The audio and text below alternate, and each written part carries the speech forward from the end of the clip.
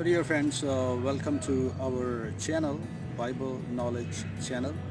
This channel will help you understand many biblical stories. So پہلی episode جو ہم بنا رہے ہیں اس پوری سیریز کے اندر ہم بائبل کی مختلف سٹوریز کو پریزنٹ کریں گے تاکہ ہمارے جو مسیح بہن بھائی ہیں وہ اس مختلف سٹوریز کو سن سکیں، تمثیلوں کو سن سکیں اور برکت پا سکیں۔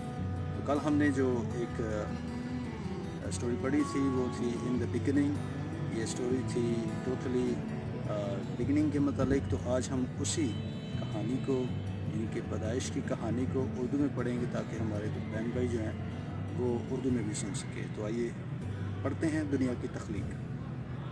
تو یہ حوالہ بیسیکلی لیا گیا ہے پیدائش 1 باب اس کی 1 سے 31 تک، پھر باب نمبر 2 اس کی 1 اور 3 آیت۔ تو چلیے سنتے ہیں۔ صدیوں سے انسان اپنے آپ سے یہ سوال کرتا آیا ہے کہ خدا کون ہے، کیسا ہے اور کہاں رہتا ہے، اور یہ دنیا کیسے وجود میں آئی، آسمان کیسے تخلیق ہوا، سورج، چاند، ستارے، چرندے، پرندے یہ سب کیسے پیدا ہوئے، انسان کا وجود کیسے آیا۔ سائنسدانوں کا دعویٰ ہے کہ زمین ایک حادثہ کی صورت میں وجود میں آئی۔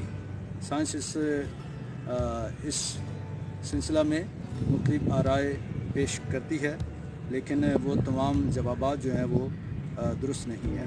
بائبل مقدس ہمیں بتاتی ہے کہ خدا نے ابتدا میں زمین اور آسمان کو پیدا کیا۔ زمین ویران اور سنسان تھی، ہر طرف اندھیرا ہی اندھیرا تھا، اور خدا کی روح پانیوں کی سطح پر جنبش کرتی تھی، اور خدا نے کہا کہ روشنی ہو جائے، اور روشنی ہو گئی۔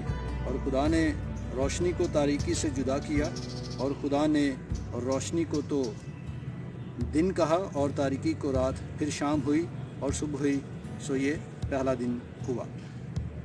اور خدا نے حکم دیا کہ پانیوں کے درمیان فضا ہو تاکہ پانی پانی سے جدا ہو جائے۔ بس خدا نے فضا کو بنایا اور فضا کے ذریعے پانی کو جدا کیا۔ بس خدا نے فضا کو بنایا اور فضا کے ذریعے پانی کو جدا کیا، اور خدا نے فضا کو آسمان کہا، اور شام ہوئی اور صبح ہوئی، سو دوسرا دن ہوا۔ پھر خدا نے کہا کہ آسمان کے نیچے کا پانی ایک جگہ جمع ہو کہ خشکی نظر آئے، اور ایسا ہی ہوا۔ اور خدا نے خشکی کو زمین کہا، اور جو پانی جمع ہو گیا اسے سمندر کہا۔ اور خدا نے حکم دیا کہ زمین پر اپنی اپنی جنس کے موافق پھل، پودے، گھاس، درخت، پھلدار درخت اگائے، اور کہا کہ سب اچھا ہے۔ سو شام ہوئی، صبح ہوئی، سو تیسرا دن ہوا۔ پھر خدا نے کہا کہ آسمان پر نیر ہوں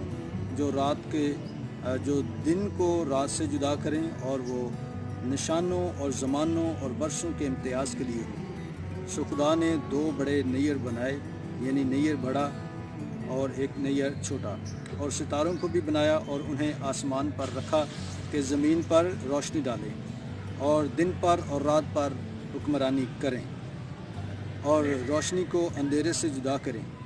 اس طرح شام ہوئی اور صبح ہوئی، اور یہ چوتھا دن کہلایا۔ اور خدا نے کہا کہ پانی جانداروں کو کثرت سے پیدا کرے، اور پرندے زمین کے اوپر فضا میں اڑیں۔ خدا نے بڑے بڑے دریائی جانوروں اور مچھلیوں کو پیدا کیا، اور خدا نے ان کو برکت دے کہ پھلو اور بڑھو، اور ان سمندروں کے پانی کو بھر دو۔ اور شام ہوئی اور صبح ہوئی، سو یہ 5واں دن ہوا۔ پھر خدا نے انسان کو اپنی صورت اور شبیہ پر بنایا، اور اسے تمام مچھلیوں اور جانداروں اور یعنی رینگتے والے جانور اور جنگلی جانور ان پر اختیار دیا، یہاں تک کہ آدم ہی نے تمام جانداروں کے نام بھی رکھے۔ خدا نے کہا، دیکھو میں تمہیں تمام روئے زمین کی پیداوار دیتا ہوں، یہ تمہارے کھانے کو ہوں۔ اور خدا نے سب چیزوں پر جو اس نے بنائی تھی نظر کی، اور دیکھا کہ بہت اچھا ہے۔ شام ہوئی، صبح ہوئی، 6واں دن ہوا۔ اور 7ویں دن خدا ساری کائنات کو بنانے کے بعد فارغ ہوا، اور خدا نے 7ویں دن کو برکت دے کر اسے مقدس ٹھہرایا۔ میرے عزیزو، نوجوانوں، یہ ہماری سٹوری، پہلی سٹوری تھی کائنات کی تخلیق کی، انسان کی تخلیق کی۔ تو مجھے امید ہے کہ آپ نے اس سٹوری سے استفادہ حاصل کیا ہے اور برکت پائی ہے۔ اس ویڈیو کو لائک کریں، شیئر کریں تاکہ دوسرے لوگ بھی برکت پائیں۔ Thank you and God bless you.